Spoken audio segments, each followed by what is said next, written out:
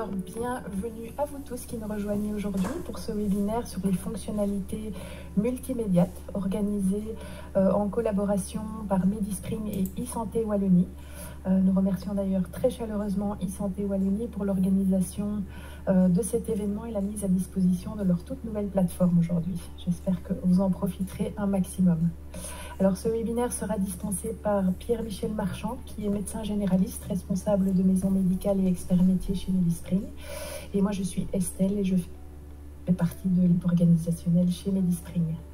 Alors comme vous le savez, cette formation vous permet de bénéficier de l'accréditation en éthique et économie de cours, qu'elle vous sera accordée rapidement après le webinaire d'aujourd'hui. Mais à ce propos, je tiens à rappeler à tout le monde que l'accréditation est accordée par personne qui se connecte. Et donc, comme voilà, vous utilisez votre nom d'utilisateur, je vous invite vraiment, si vous êtes plusieurs devant un seul écran, à vous connecter en nom propre, parce que seule la personne connectée aura droit à l'accréditation. Donc si certains d'entre vous sont dans le cas, je vous invite vraiment à trouver un poste libre maintenant et de vous connecter à la plateforme en nom propre d'utilisateur.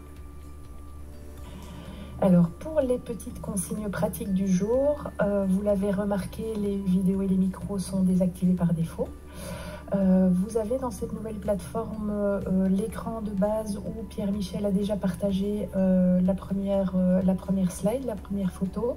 En haut de cet écran, vous avez la possibilité de mettre l'écran en pleine page ou en plein écran de votre ordinateur pour plus de facilité. Comme ça, vous pouvez suivre la présentation plus facilement. Alors, Pierre-Michel fera une présentation des fonctionnalités multimédiates durant les premières 30 minutes de ce webinaire et nous réservons plus ou moins la dernière demi-heure à vos questions. Donc, je vous invite à les poser durant toute la durée du webinaire en utilisant le chat. Et moi, je récolterai les questions et je les partagerai à Pierre-Michel au moment approprié. On va d'abord le laisser faire toute la présentation et puis on lui posera les questions, ce sera plus simple. Si nous n'avons pas pu répondre à certaines, je vous inviterai, si vous en avez envie, à lever la main. Donc ça, le petit icône est dans la barre, dans le coin en bas à droite de la barre de menu. Alors vos questions, vous pouvez les poser en faisant précéder la question de la lettre Q pour plus de facilité pour moi et la lettre S si vous avez une suggestion pour Medispring. C'est important toujours pour nous d'avoir vos retours par rapport aux fonctionnalités. Ça nous permet de continuer à développer des choses qui correspondent au mieux à vos besoins. Alors, en termes d'enregistrement, cette session est enregistrée à l'essai aujourd'hui, donc on va tenter l'expérience. Si l'enregistrement réussit, vous le recevrez rapidement par email et puis il sera accessible via la chaîne YouTube et vous pourrez éventuellement recevoir l'accréditation en e-learning si vous regardez cette vidéo par la suite. Mais ça, on vous confirmera dans les jours qui viennent. Voilà, je cède la parole à Pierre-Michel pour ce webinaire et je vous souhaite une très bonne session à tous. Merci Estelle, bonjour, bonjour à tout le monde, heureux de vous retrouver pour un webinaire encore une fois. Alors aujourd'hui c'est un jour un peu particulier, en dehors du fait que c'est le printemps, c'est aussi, si ma dia veut bien passer, voilà, eh bien c'est l'anniversaire de Medispring, puisque c'est le 21 mars 2018 que la création de la coopérative a été décidée et que tout a réellement démarrer concrètement. Et donc voilà, joyeux anniversaire Medispring, et on espère que les années qui viennent vont permettre encore de se développer davantage et de vous offrir des fonctionnalités de plus en plus proches de vos pratiques et de plus en plus aisées à utiliser. Alors le sujet du jour, c'est multimédiate. On va en parler en détail. Donc c'est simplement la possibilité d'envoyer des incapacités de travail de manière électronique. Pour ça, il faut des prérequis e-santé qu'on va revoir en revue. Et puis comme Estelle l'a dit, on passera aux questions-réponses. Je vous ai remis pour mémoire les critères d'accréditation. Si vous les souhaitez. Multimédiate n'en fait pas partie pour le moment, hein, donc ils sont remis là, mais la fonctionnalité multimédiate pour le moment elle n'est pas intégrée aux différents usages de l'e-santé que vous êtes censé faire.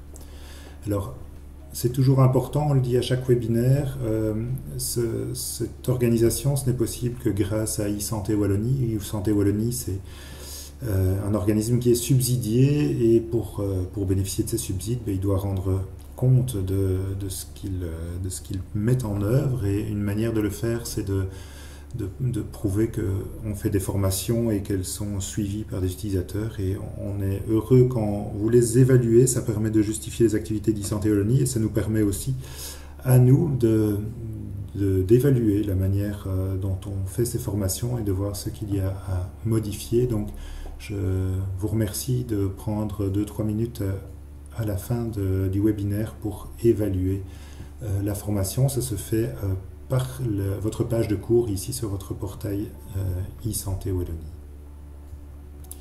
Alors on commence par un rapide rappel, parce que je le fais à chaque webinaire, des prérequis.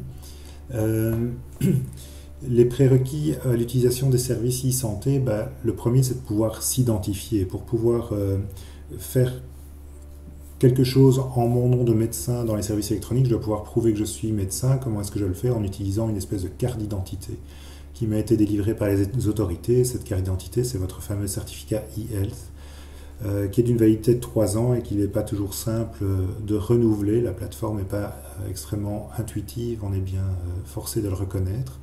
En haut à droite de cette dia, vous avez le lien vers l'outil Java qui permet les demandes et les renouvellements de ce certificat. Alors, j'en profite pour vous dire que toute la présentation que vous allez voir maintenant, elle est disponible au format PDF.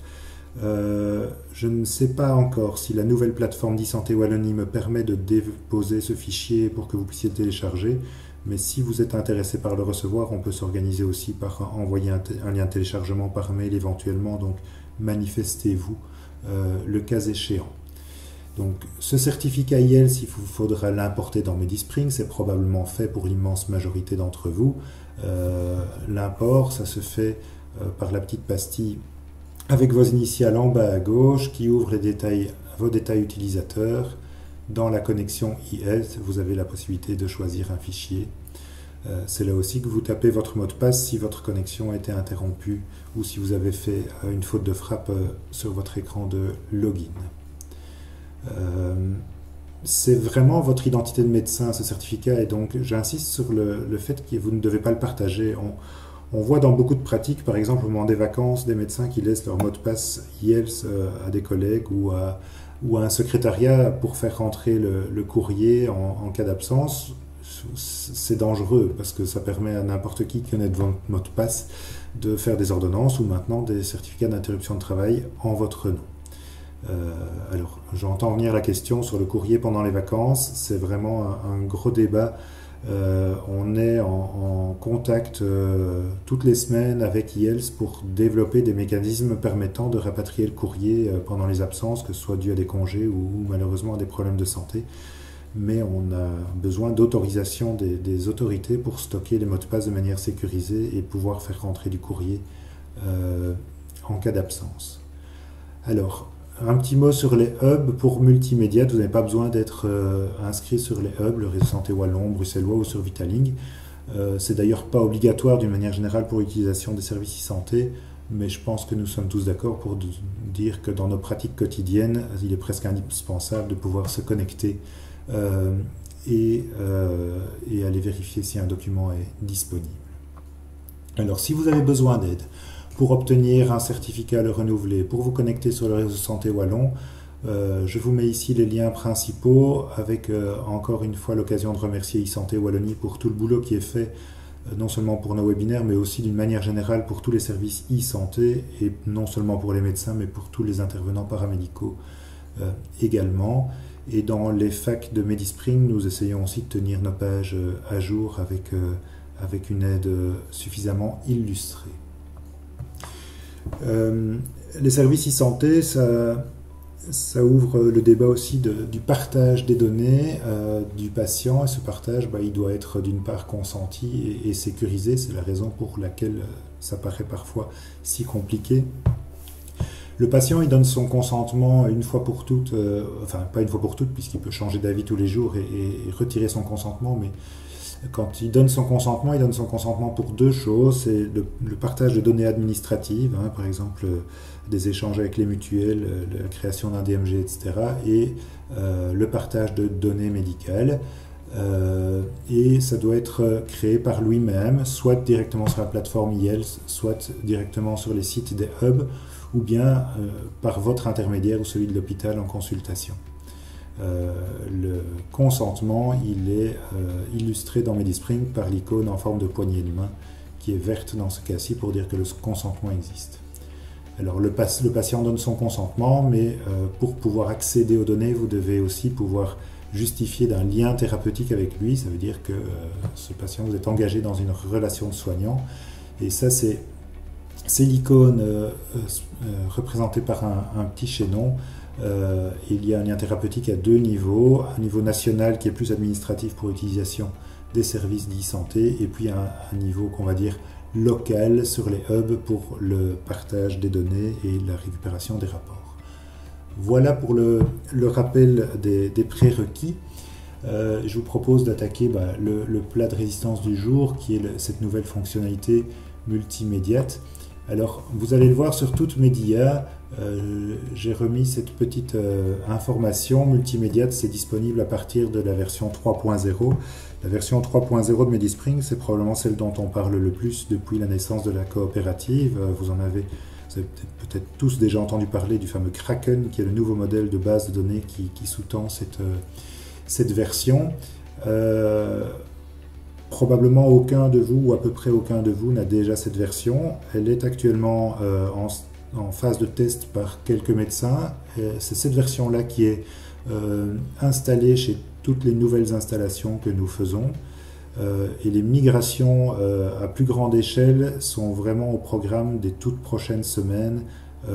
Encore quelques migrations test, sans doute jusqu'à la mi-avril, et sans doute fin avril et mai en tout cas, on va déployer plus largement. C'est une mise à jour qu'on fait de manière extrêmement prudente, puisqu'elle doit réindexer toute la base de données, et donc si on ne fait pas les choses correctement, on risque de provoquer des indexations et de rendre MediSpring utilisable dans les grosses bases de données, parfois pendant plusieurs jours. Donc les outils qui ont été développés pour empêcher ça et faire que toutes les choses se passent bien sont testés et retestés pour éviter les couacs. Vraisemblablement, la mise à jour se fera de manière progressive par petits groupes pour ne pas surcharger les serveurs d'une part. Et nous avons développé un outil qui permettra de continuer à utiliser MediSpring la journée et de laisser la machine tourner la nuit pour qu'elle fasse l'indexation sans vous empêcher de travailler. Raison pour laquelle ça prend du temps. Donc quand vous aurez cette version 3.0, vous pourrez utiliser Multimédiate, qui est l'objet du jour. Alors c'est quoi Multimédiate? C'est un simple outil d'e-santé qui vous permet d'envoyer de manière électronique sécurisée un certificat médical en votre nom vers différents destinataires. On va voir ça en revue. Le principal objectif de Multimédiate, c'est vraiment la simplification administrative. Il faut savoir que cette fonctionnalité eHealth a été développée sur demande insistante des représentants des généralistes, de dire essayez de nous décharger de certaines charges administratives, de nous faciliter la vie, et c'est cette idée qui sous-tend le projet. Donc l'idée étant de réutiliser les données que vous avez encodées dans votre logiciel en cours de consultation, de permettre un envoi électronique sans devoir chercher les destinataires longtemps, à long terme aussi de standardiser les modèles de certificats entre les différents employeurs ou organismes de médecine de contrôle ou du travail. Évidemment, un envoi sécurisé. Le prérequis indispensable à tout ça, c'est que votre patient doit être d'accord que vous envoyez de manière électronique son certificat d'incapacité de travail. Alors, les avantages, on les entend à travers les objectifs qui sont décrits. L'avantage principal pour vous médecins, c'est de diminuer la charge et la complexité administrative. Donc l'idée quand Multimédiate sera pleinement fonctionnel, c'est en un certificat, vous prévenez l'employeur, vous prévenez la mutuelle, vous prévenez le patient, vous prévenez éventuellement un organisme de médecine du travail, avec un seul modèle.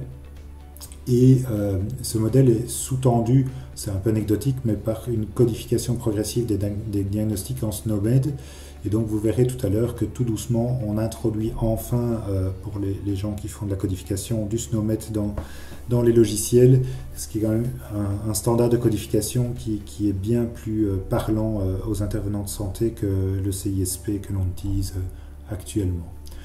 Les avantages pour le patient, c'est qu'on le décharge de papier, hein, il n'y a plus de papier ni avant, ni pendant, ni après la consultation. On diminue le risque de sanction puisqu'on diminue les risques de retard d'envoi, et l'envoi est sécurisé contrairement à ce que font de plus en plus de gens, c'est-à-dire scanner leur certificat et l'envoyer par email non sécurisé. Pour les organismes d'assurance ou les employeurs, les avantages, c'est aussi une simplification administrative puisque tout est informatisé. Alors, Multimediate va évoluer en plusieurs phases et nous en sommes aujourd'hui à ce qu'ils ont appelé l'itération 1. C'est déjà possible depuis le mois de novembre.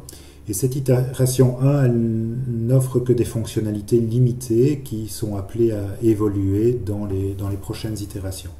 Alors, ce que vous pouvez déclarer aujourd'hui en Multimediate, ce sont uniquement des incapacités de travail totales, donc pas d'incapacité partielle. Vous pouvez envoyer ça à MEDEX dès le premier jour d'incapacité et vous pouvez envoyer aux organismes assureurs, aux mutuelles, à partir de 14 jours d'incapacité de travail ou pour toute prolongation. Alors, se sont montrés candidats enthousiastes pour l'itération 1, le service de médecine du travail de la SNCB, des travailleurs du rail, HR Rail, et on l'espère dans le futur, des organismes tels que Certimed ou la police fédérale. Néanmoins, au jour d'aujourd'hui, ces sociétés n'ont pas fait les développements permettant d'utiliser de leur envoyer Multimediate. Donc aujourd'hui, j'insiste, uniquement une incapacité totale vers MEDEX ou vers les mutuelles à partir de 14 jours d'incapacité. Dans le futur, évidemment, les projets, c'est de pouvoir envoyer des certificats de mi-temps médical, d'incapacité partielle, de prévenir les organismes assureurs dès le premier jour. On envisage d'implémenter, enfin quand je dis on, c'est pas MediSpring, c'est eHealth, l'envoi vers tous les employeurs ou vers les établissements scolaires avec constitution d'un dossier électronique accessible par le patient. Alors comment est-ce que ça fonctionne? C'est un peu technique maintenant, mais vous allez voir dans les exemples après que c'est en fait très simple d'utilisation. Donc en consultation, en présence de votre patient, qui vous donne son accord pour identifier les potentiels destinataires électroniques, vous allez créer un certificat d'incapacité de travail comme maintenant, et vous allez avoir un bouton supplémentaire, donc un clic en plus qui va vous permettre d'appeler un nouveau service eHealth. Ce service s'appelle le DAAS, Data Attribute Service. Et ce service, vous lui envoyez le NIS du patient qui permet l'identification, la date de début de l'incapacité, la durée de l'incapacité et le motif. Quand je dis motif, je ne parle pas du diagnostic. Le motif, c'est soit maladie, soit accident de la vie privée, soit accident du travail, etc. Donc vous envoyez ces données-là et le DAAS va vous répondre en envoyant trois informations. La première information, c'est l'identification des destinataires qui sont connus pour le patient. Et donc le DAS va vous répondre, pour ce patient, on peut envoyer à l'OA, donc à la mutuelle, on peut envoyer chez MEDEX parce qu'il dépend de MEDEX, on peut lui envoyer à lui. Je vous ai mis 3 petits points parce que j'espère rapidement voir apparaître HR Rail, Certimed, la police, voire d'autres. La deuxième information que le service des AAS renvoie, c'est le dataset. Voilà. Pourquoi est-ce qu'IELTS a choisi ce nom-là? Je n'en sais rien. Le dataset, il peut être de type A, B ou C, et en fait, c'est simplement le fait que votre certificat devra contenir de manière obligatoire, facultative ou interdite le diagnostic. Donc pour l'employeur, vous aurez d'une manière générale un dataset C, diagnostic interdit.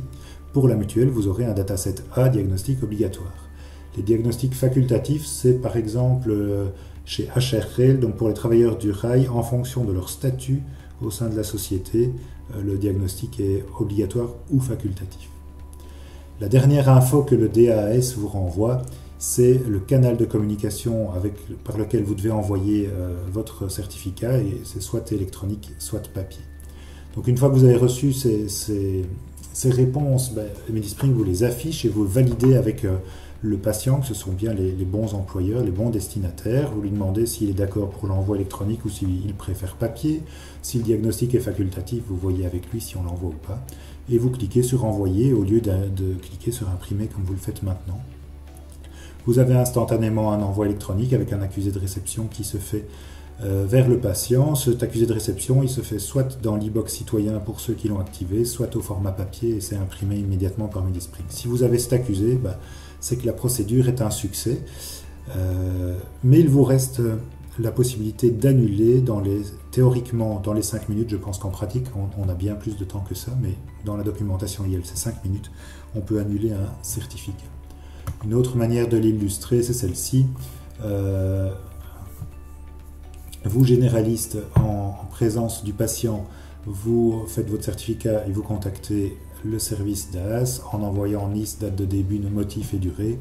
On vous renvoie destinataire, dataset et canal. Et sur cette base, en un clic, vous envoyez à la fois vers MEDEX, la mutuelle, le patient, soit par voie papier, soit par voie électronique. Allez, ça va être plus parlant comme ça, après les slides plus théoriques. Votre patient vient vous voir, vous êtes en consultation, en cliquant sur le plus du P et puis sur ITT, vous ouvrez la modale qui vous permet de créer une incapacité de travail. Et vous voyez qu'un nouveau champ fait son apparition qui s'appelle simplement multimédiate. C'est pas très original. Je vous signale au passage que l'option MEDEX, elle va disparaître puisque MEDEX, lui, c'est déjà disponible dans multimédiate et donc ce n'est qu'une seule et même chose. Dans cette modale, vous choisissez une durée d'incapacité, une date de début, et puis vous choisissez le motif, maladie, maladie professionnelle, accident, peu importe. Une fois que vous avez complété ça, le clic supplémentaire par rapport à aujourd'hui, c'est vraiment de cliquer recherche de destinataire, et ça c'est le fameux call vers le service d'AAS dont je vous ai parlé. Et une fois que vous recevez la réponse, votre certificat se modifie un peu. Les infos que vous avez encodées, donc de durée et de date, elles sont reprises là. Le motif est là. Et vous voyez qu'on a reçu ici, dans le cadre rouge, les destinataires et les voies de communication, les canaux de communication. Donc ça, c'est les 2 des 3 réponses du DAS. Pour le patient ici qui sert d'exemple, le DAS dit qu'on peut envoyer à la mutuelle, qu'on peut envoyer chez MEDEX et qu'on peut lui envoyer au patient, mais pas par voie électronique, par voie papier. Je n'ai cliqué sur rien, c'est ce que Medispring m'affiche d'emblée. Vous voyez que le diagnostic a été repris automatiquement depuis votre consultation. Il n'y en a qu'un, il est mentionné ici, il est coché puisque pour la mutuelle et pour MEDEX, il est obligatoire, donc vous n'avez pas le choix de le supprimer. Pour ce diagnostic-ci, on n'a pas implémenté la codification SNOMED et donc le code ICPC et ICD-10 sont automatiquement mis à la place. Dans ma petite fenêtre de droite, vous voyez qu'il n'y a pas de diagnostic, il n'y a pas d'employeur MEDEX et donc les destinataires potentiels qui sont affichés, c'est la mutuelle et c'est le patient qui dans ce cas-ci a activé son e-box et donc c'est la voie électronique qui est cochée par défaut. Alors, je vous ai dit que la 3e info envoyée par le DAS, c'est le dataset, donc diagnostic obligatoire, facultatif ou interdit. Et donc, comme je vous disais, ici, pour la mutuelle, diagnostic obligatoire, on ne sait rien changer. Et ici, vous avez un exemple avec l'organisme de médecine du travail HB Rail pour la SNCB. Et vous voyez que le diagnostic est facultatif et donc j'ai la possibilité, elle n'est pas cochée par défaut, mais je pourrais cliquer dans cette petite case pour envoyer également le diagnostic à cet organisme. Vous voyez que pour la luxation de l'épaule, là la codification SNOMED est déjà disponible et donc c'est celle-là qui est sélectionnée par défaut. Alors les diagnostics, vous pouvez envoyer maximum 3 diagnostics sur un seul certificat et je vous l'illustrerai à nouveau plus tard. Une fois que vous êtes d'accord avec les infos qui sont là, vous avez vérifié, ce sont les bonnes dates, c'est une première incapacité pour un accident, ce sont les bons destinataires, le diagnostic est bien repris. Il reste à cliquer sur envoyer et imprimer. Pourquoi les deux? Parce que ça fait automatiquement l'envoi électronique et l'impression s'il y a certains formulaires au format papier. Quand vous cliquez sur Envoi, qu'est-ce qui se passe? Dans le haut de la fenêtre, ici, vous allez avoir l'illustration de ce qui se passe. Medispring va vous dire j'envoie au collège intermutualiste, j'envoie à l'employeur, j'envoie à MEDEX, j'envoie à e-box. Et vous aurez les petits messages verts qui vous confirment que ça a été fait. La fenêtre se ferme ensuite et dans le P de votre consultation, vous avez la preuve que vous avez créé un multimédiat avec les dates d'incapacité, les destinataires qui sont listés, l'identifiant des messages et la preuve pour le papier avec la voie par laquelle ça a été envoyé. Si vous cliquez dans cette boîte de service, vous réouvrez l'incapacité avec tous ces codes d'identification, la date à laquelle vous l'avez envoyé, et le bouton rétraction est devenu actif. Sur la dia précédente, on voit que le bouton rétraction, il est inactif. Vous ne sauriez pas faire une rétraction alors que vous n'avez encore rien envoyé. Donc une fois qu'on réouvre le certificat, alors le bouton rétraction devient actif. Ça, c'est pour vous illustrer les documents tels qu'ils sont envoyés. Le petit à gauche, c'est la preuve pour le patient. En fait, le patient reçoit ça soit au format papier, soit dans son e-box. Ça reprend les dates et les voies et les destinataires d'envoi. La plus grande fenêtre à droite, j'espère que c'est lisible, ça doit être un peu petit, mais c'est simplement une impression d'écran du formulaire destiné à la mutuelle, dont la mise en page a de nouveau changé par rapport au certificat que vous utilisez tous les jours, mais qui reprend exactement les mêmes informations.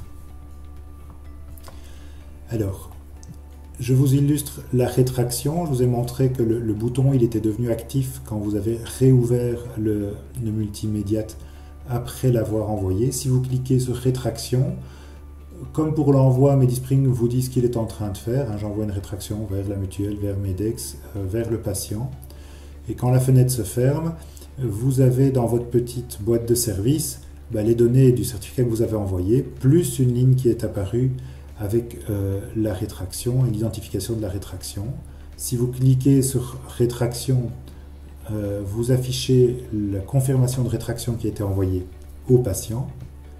Et si vous cliquez sur le multimédiat que vous aviez fait, vous voyez qu'un cadre rouge d'erreur vous informe que la demande a été retirée entre-temps. Et vous avez d'ailleurs dans les identifiants de message, l'identifiant d'envoi et l'identifiant de rétraction ensuite. Ça va. Vous pouvez aussi retrouver ces documents dans votre e-box puisque vous envoyez des messages, vous allez les retrouver dans votre boîte d'envoi. Donc si vous allez dans votre e-box dans Medispring, au lieu d'afficher la boîte de réception qui est votre outil quotidien, si vous cliquez sur message envoyé, vous allez retrouver les certificats multimédias, aussi bien les envois de certificats que les envois de rétraction. Alors, je vous ai dit au début, j'ai insisté sur le fait qu'actuellement, pour les mutuelles, c'est minimum 14 jours. Ici, je vous ai fait un exemple où j'ai mis que 6 jours d'incapacité de travail. Et donc, multimédiat m'identifie que je pourrais l'envoyer à la mutuelle, mais je ne peux pas envoyer un multimédiat électronique. Je suis obligé de faire un document par papier à ce moment-là. Alors, moi j'utilise multimédiat depuis maintenant plusieurs mois. Je lui ai trouvé un défaut que je vais demander de corriger rapidement, mais je ne suis pas sûr que ce sera le cas pour le jour où vous lui commencerez à utiliser. En fait, l'idée c'est quand même de nous simplifier la vie, et donc si nous envoyons de manière électronique à la mutuelle, nous avons quand même besoin d'un certificat pour l'employeur, et dans l'immense majorité des cas, l'employeur ne fait pas encore partie du projet multimédiat. C'est pas tout le monde qui travaille chez MEDEX. Et donc, je vais demander qu'on rajoute la possibilité, et qu'elle soit cochée par défaut d'ailleurs, d'imprimer au moment où on valide le multimédiat, qu'on imprime automatiquement l'ITT habituel pour l'employeur, évidemment sans diagnostic.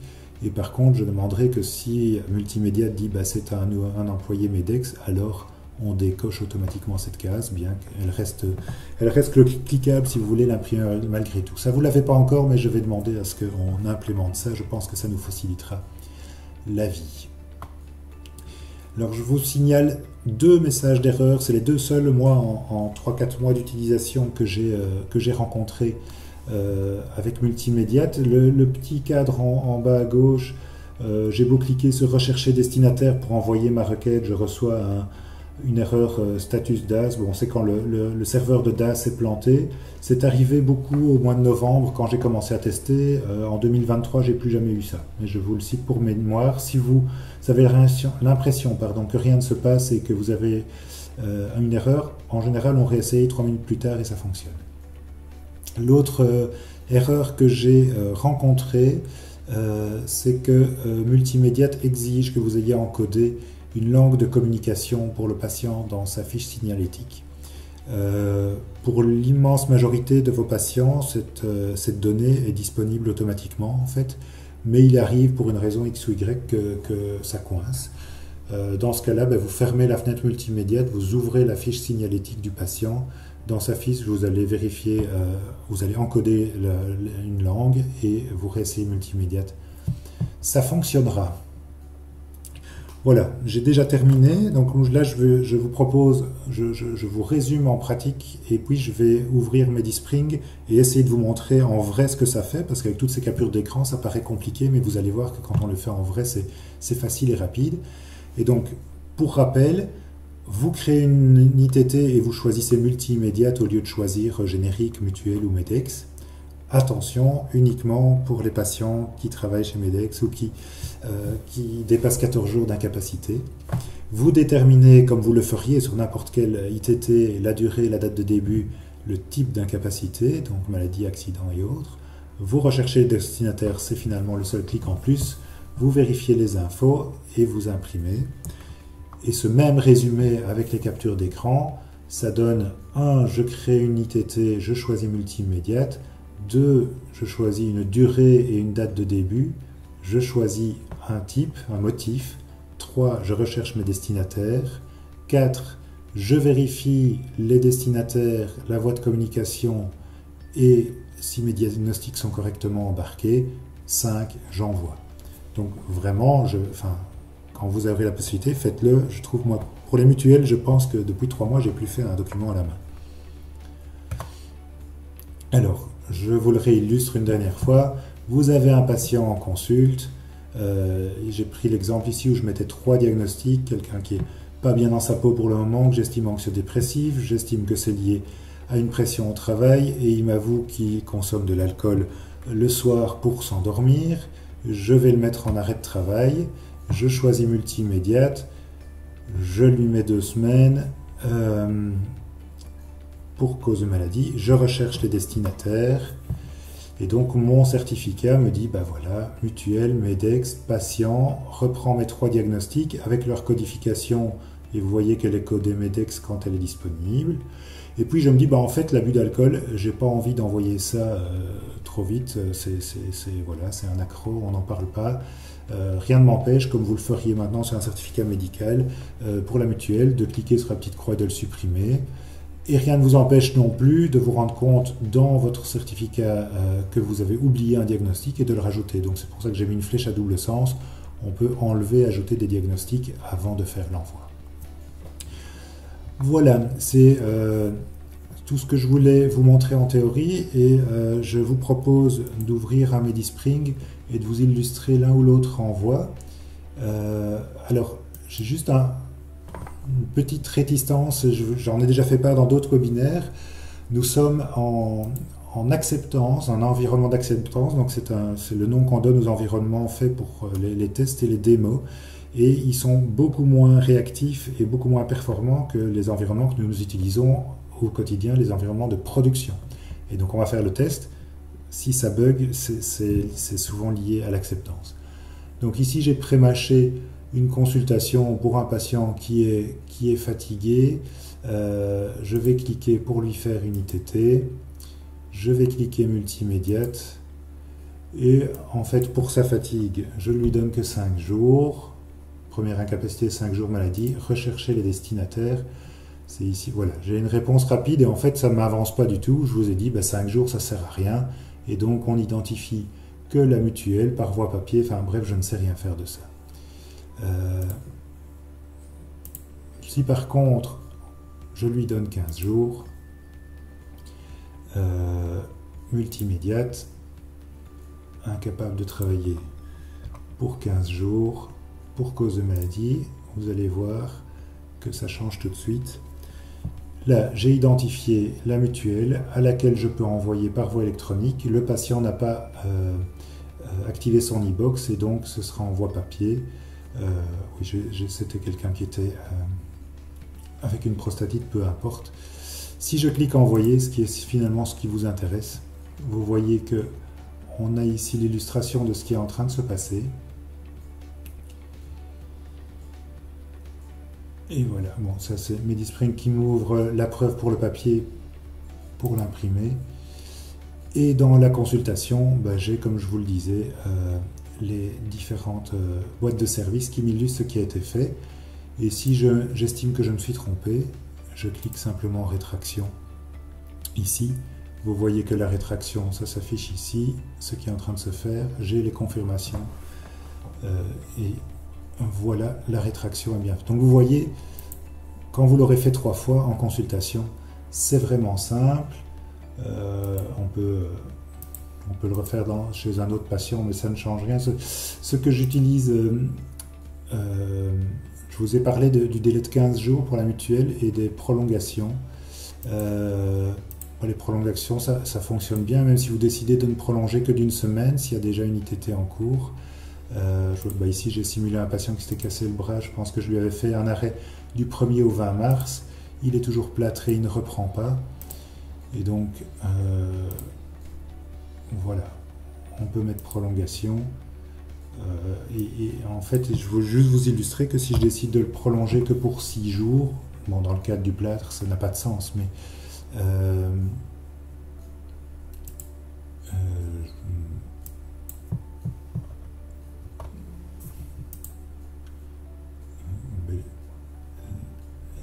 ok, il me manque la date de l'accident. Voilà, je vais me demander pourquoi ça ne fonctionnait pas. Je pense que j'avais mis. Voilà. Donc je ne pouvais pas faire la recherche parce qu'il me manquait une donnée, c'était la date de l'accident.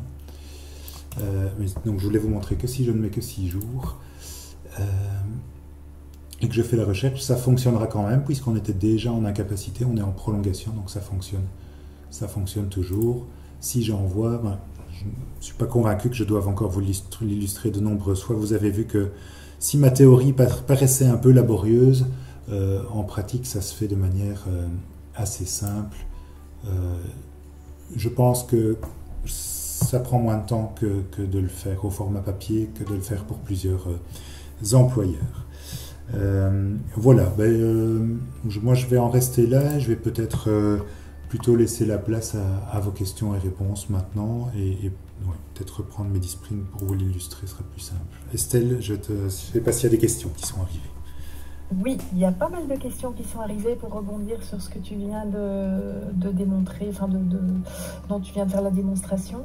Olivier demande si on pose un ITT de 10 jours au départ, qu'on revoit le patient qu'il est prolongé et qu'on va du coup envoyer un papier mutuel. Peut-on refaire l'ITT pour la mutuelle en reprenant les 10 jours de départ?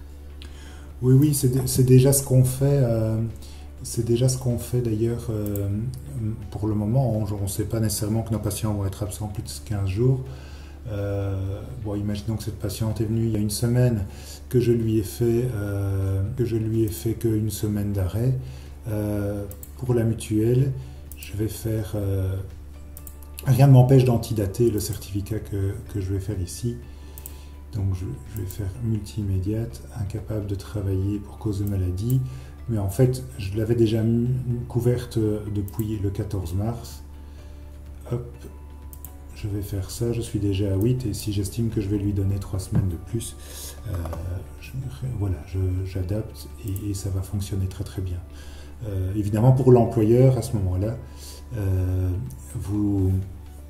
vous devez réimprimer un nouveau certificat qui, lui, ne couvre que la prolongation. Il n'y a pas besoin de recouvrir le début. Alors, vous voyez ici, j'ai un message d'alerte. En fait, j'avais encodé 4 diagnostics différents. Et donc, je ne peux pas faire ça dans multi-immédiate. Et donc, seuls les 3 premiers sont repris.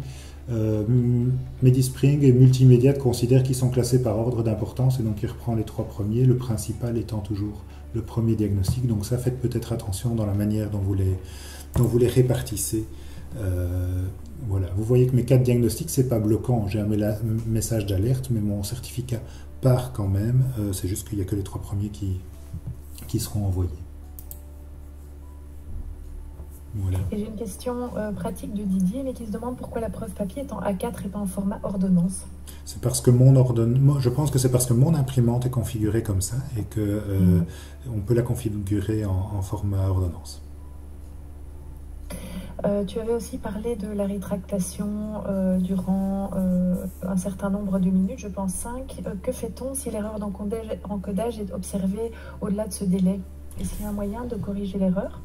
Eh bien, je pense... Donc, ce qui est marqué dans la documentation, c'est 5 minutes. Donc, a priori, je dois vous répondre non. Mais on peut faire le test. Je pense que ce patient test, je lui ai fait... voilà, donc ça c'est quelque chose que j'ai encodé il y a quelques jours et donc on va voir. Je dois ouvrir pour édition, hein, donc j'ai cliqué modifier. Ça va me permettre de réafficher le multimédia qui avait été envoyé, je ne sais pas si j'ai la date d'envoi, oui, le 19 mars, donc il y a 2 jours. Mon bouton rétraction est actif, on va voir. J'ai un message qui m'informe que je dois bien m'assurer que le patient reçoit une copie papier de la notification. Et je fais le test avec vous. Voilà, ça a l'air de fonctionner. J'ai en tout cas un accusé de réception de la mutuelle qui a dit avoir bien reçu. J'ai même le mot réussi qui est apparu là. Donc là, vous avez la preuve que 48 heures après, ça fonctionne toujours. Merci Pierre-Michel. Alors j'ai 2 questions par rapport au diagnostic. La première, c'est peut-il être introduit manuellement? Elle vient de François. Oui. La codification automatique. Et la deuxième, c'est est-ce que le harcèlement professionnel est prévu dans la liste? Alors, il y a 2 questions. Oui. Les 3 patients ici testent, je viens de faire des multimédiates. Donc, en fait, on ne peut faire qu'un multimédiate par sous-contact. Mais si je fais un nouveau sous-contact, on va essayer le diagnostic non codifié. Peu importe. Hop. On va voir si ça fonctionne. Pour ce qui concerne le harcèlement, il y a un terme de codification. Comme ça, je réponds aux 2 questions en même temps. Moi, j'ai trouvé que harceler, en fait. Mais peut-être que j'ai vu que Benjamin Fauquer était inscrit au webinaire. Je ne sais pas s'il est présent, mais s'il est là et qu'il a une autre idée de code pour le harcèlement, il peut le poster dans le chat. Comme ça, il répondra plus efficacement que moi. Je sais qu'il est il est assez pointu là-dedans. Donc je vous propose d'essayer là le multimédiate pour un diagnostic non codifié qui normalement fonctionne. Comme ça je vous l'illustre. On va en multimédiate, on met au moins 15 jours pour que ça fonctionne. Et voilà, vous voyez, même il n'y a pas de codification, mais il n'y a aucun problème. Et si j'envoie, normalement ça va fonctionner. Je suis assez content de l'environnement d'acceptance aujourd'hui, il a l'air de bien se prêter au jeu. Donc voilà, pas de problème. La preuve pour le patient s'imprime et j'ai l'accusé de réception même pour un diagnostic non codifié. Parfait, merci beaucoup. Olivier se demande s'il est normal que le lien thérapeutique avec le patient soit redemandé très souvent et parfois même à chaque ouverture de dossier. Un lien thérapeutique en médecine générale, normalement, c'est 15 mois. Donc ça, c'est la théorie. Donc il n'est pas normal qu'il soit redemandé à chaque ouverture de dossier. Nos icônes sont souvent orange et je ne sais pas pourquoi. Parfois, c'est une instabilité de communication avec le réseau Santé Wallon. On a un développeur qui cherche ça régulièrement, on le remet dessus parce que c'est pas logique en effet. Et on a des liens thérapeutiques qui en fait sont en orange et si vous cliquez malgré tout sur le hub, il vous affiche les documents. Donc il y a un bug là qui n'est pas simple à identifier et qui nous tarabuste régulièrement. Et donc je n'ai pas de réponse plus précise que ça. Normal, non. Alors c'est pas parce qu'il est en orange qu'il est nécessairement cassé et bloquant, c'est parfois plus un problème d'affichage. mais j'ai pas une réponse plus satisfaisante que celle-là à donner pour le moment. D'accord, merci Pierre-Michel. Plusieurs questions par rapport à ça. Que faire si des données d'un ancien logiciel sont migrées vers MediSpring et qu'à la base, il manque quelques éléments qui sont mentionnés dans voilà, les formulaires multimédia? Que fait-on dans ce cas-là?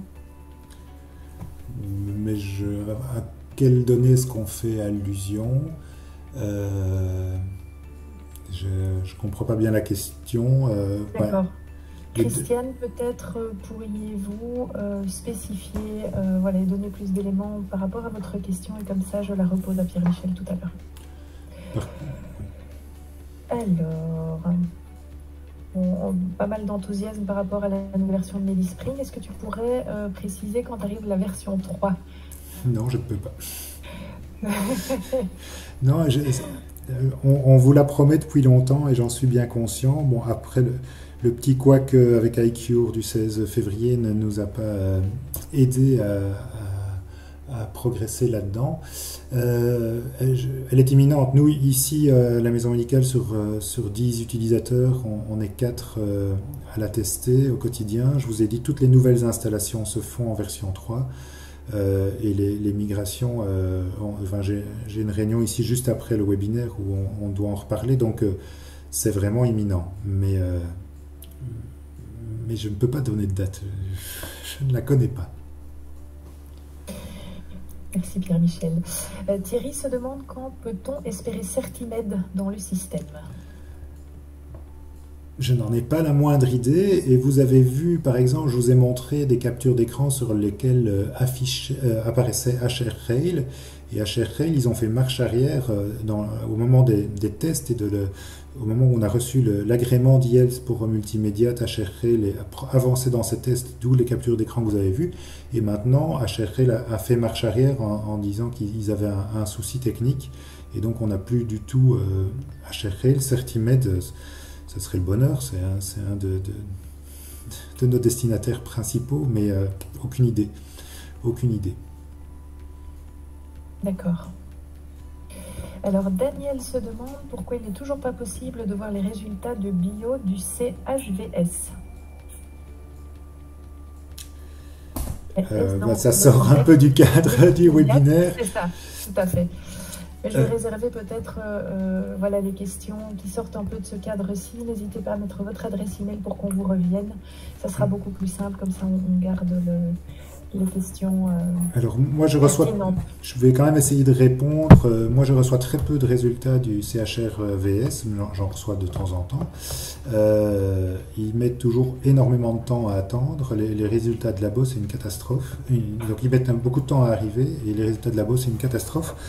Mais il n'y a pas de raison technique qu'on ne sache pas les afficher. Je vais checker ça, je vais vérifier. J'ai de temps en temps un patient qui va là-bas, j'en ai un en tête, donc je vais noter que je vais faire ça. Et voilà, le problème peut-être chez eux. Alors j'ai une autre question de Marc qui se demande pourquoi faut-il toujours mettre une date de reprise prévue, parce que souvent elle n'est pas connue. Alors c'est pas à moi qu'il faut poser la question. Il y a quelques années, jusqu'il y a quelques années, quand on faisait un certificat pour la mutuelle, on ne mettait pas de date de fin, on mettait qu'une date de début. La loi a changé, j'ai envie de dire en 2016, mais je ne suis pas sûr de l'info. Et depuis 2016, on doit mettre une date de fin, y compris sur les certificats médicaux, mais les certificats pour la mutuelle. C'est en effet un non-sens. Enfin, mais c'est comme ça. Il n'y a pas de réponse. D'accord. Merci beaucoup Pierre-Michel. Je suis en train de voir un petit peu toutes les questions ici, mais je n'en vois plus par rapport à Multimédiate. Donc à nouveau, si la question sort un peu du cadre de ce webinaire, n'hésitez pas à indiquer votre adresse email dans le chat et nous vous reviendrons par rapport à votre question. Oui, maintenant il reste encore 10 minutes, et donc s'il n'y a vraiment plus de questions multimédiates, on peut en explorer d'autres. Alors, oui, c'était surtout par rapport à la migration dans ce que je vois. Et il n'y a plus de questions.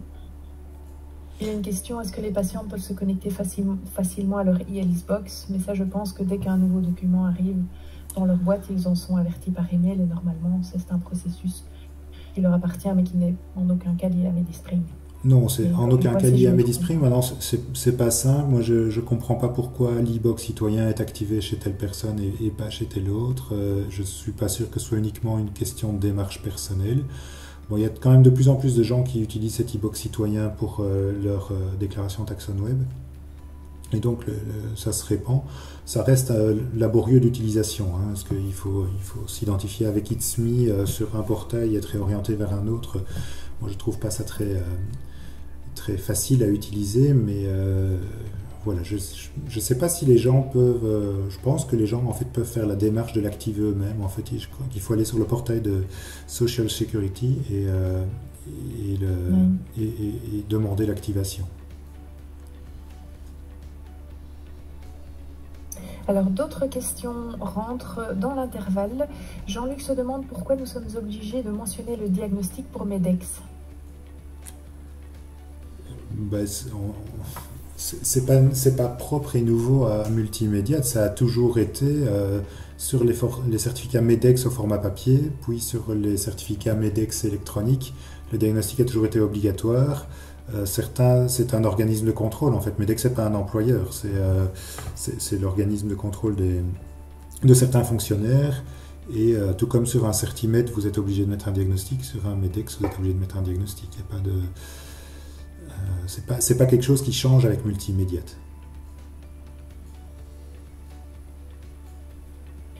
Merci Pierre-Michel. Alors une petite suggestion d'Evelyne et je la partage ici. Mais elle se demande si c'est possible que les dates soient affichées à côté des antécédents directement dans les éléments de soins. C'est en cours de développement. Donc normalement ce sera dans la version 3.1. Voilà. Donc, la prochaine étant 3.0. La prochaine étant 3.0. Donc ouais. on espère, mais c'est toujours délicat de donner des délais en termes de développement. Voilà, on tombe sur un bug, on a un souci technique, on prend du retard, on a un développeur qui se casse la jambe, que sais-je. Enfin voilà, mais le plan est de profiter du printemps pour sortir la 3.0 et de sortir la 3.1 sans doute en juin. Mais voilà, on va prendre une marche d'erreur et c'est pas moi qui suis aux commandes, donc ça va moins vite que je ne le voudrais personnellement. Mais voilà, c'est pas moi qui décide.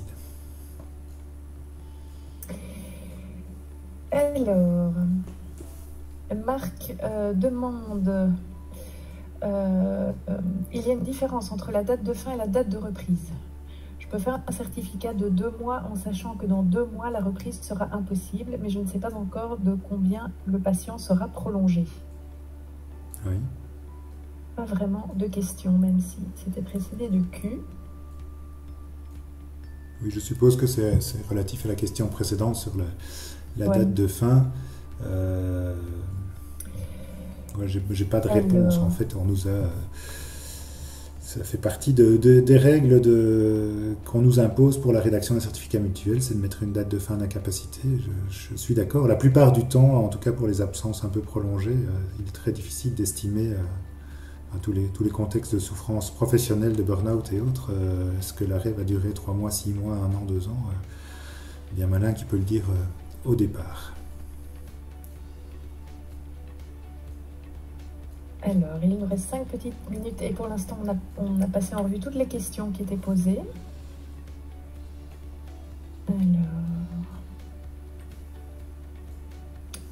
Daniel se demande si le patient reçoit l'adresse mail de son MT lorsqu'il reçoit un envoi électronique d'une ITT. Est-ce qu'un patient reçoit l'adresse mail de son NT? MT. Et je ne sais pas de son médecin traitant. Par MT, un médecin traitant, voilà. Non, enfin non. Donc tout ce que l'envoi ici, on dépasse Multimédia, c'est un envoi automatique des services e-santé dans la e-box, donc l'adresse du médecin traitant n'apparaît pas. tous les documents que vous envoyez hors multimédia par MediSpring, par exemple, vous créez un document d'envoi vers un spécialiste, vous l'envoyez par email, vous envoyez une ordonnance, vous envoyez que sais-je, ça c'est expédié depuis une adresse noreply@medispring.be avec un disclaimer disant que c'est envoyé par un soignant à travers son logiciel MediSpring. Et voilà, il n'y a pas l'adresse du médecin traitant ne figure pas dans les emails qui sont envoyés aux patients. Par contre, si vous cliquez, voilà par exemple ici, si je change de dossier, ici j'ai une adresse email, si je clique sur l'adresse email pour envoyer un mail, alors là ça va passer par ma messagerie personnelle et là mon adresse figurera. Il y a aussi des tickets pour ça dans le backlog pour demander la possibilité d'envoyer des mails avec des adresses no reply, mais le développement n'a pas commencé pour ça, c'est en réflexion. D'accord. Alors pour reprendre la question de Marc par rapport à la date de reprise et date de fin, il se demandait du coup la date de reprise alors que la date de fin est déjà inscrite sur le certificat. Mais j'imagine de nouveau que ce n'est pas forcément du ressort de MediSpring. En fait, non, et techniquement, ce qui se passe, c'est qu'on détermine une durée. Donc je crée une incapacité de travail le 21 mars, je mets 30 jours jusqu'au 20 avril, date de fin 20 avril, et la date de reprise, elle est automatiquement calculée au jour ouvrable, même pas au jour ouvrable suivant, au jour suivant, qui sera le 21 avril. En fait, tout ça est automatique. On se pose peu la question. Elle est intéressante. On pourrait envisager en effet de mettre une date de fin du certificat puisqu'on est obligé, mais pas de date de reprise parce qu'on sait que le certificat sera prolongé. Mais je ne suis pas sûr qu'on ait le droit de le faire, mais la question mérite d'être posée. Ça, si je comprends bien la réflexion qu'il y a derrière. Alors, des personnes qui sont en train d'écrire, mais par rapport à l'adresse email, Evelyne dit que lorsqu'elle fait des envois via MediSpring, en tout cas, les patients reçoivent son adresse email parce que par la suite, ils lui répondent directement. Donc je me demande personnellement s'il n'y a pas du coup une information cliquée quelque part qui devrait être changée. Qu'en penses-tu, Pierre-Michel? Ça m'étonne, mais il y a peut-être peut-être voir dans la fiche utilisateur si... il faudrait que je vois ça plus en détail avec elle, donc je ne sais pas de quelle Evelyne il s'agit, mais elle peut me contacter, qu'on regarde ça ensemble pour essayer de trouver d'où ça vient et voir comment on peut solutionner ça. Et voir si ça concerne tout le monde, alors on fera... Enfin, moi, personnellement, je ne supporte pas que les patients aient mon adresse email, donc si en effet il y a un couac quelque part qui fait que l'adresse email est diffusée, je ferai en sorte que ce soit corrigé. Je vous ai réaffiché les infos pour l'évaluation de la formation, comme ça si vous voulez vérifier comment vous pouvez vous rendre sur la page d'évaluation, comme ça vous avez le temps de regarder ça. Voilà, je ne sais pas s'il y a encore une autre question. Mais pour l'instant, pas, je vois la personne en train d'écrire, mais par souci de temps, je pense que, voilà, comme tu le suggères, Pierre-Michel, c'est important que vous preniez un petit moment pour compléter l'évaluation. Ça sera très bien utilisé par e-santé pour développer leur plateforme, et nous également. Et donc, s'il n'y a plus de questions qui rentrent, eh bien, je propose d'en rester là pour aujourd'hui. Je vous remercie de votre présence durant cette heure de midi et de l'avoir passée en notre compagnie. Merci à e-santé Wallonie d'avoir proposé cette formation sur leur nouvelle plateforme. Merci Pierre-Michel pour ta présentation.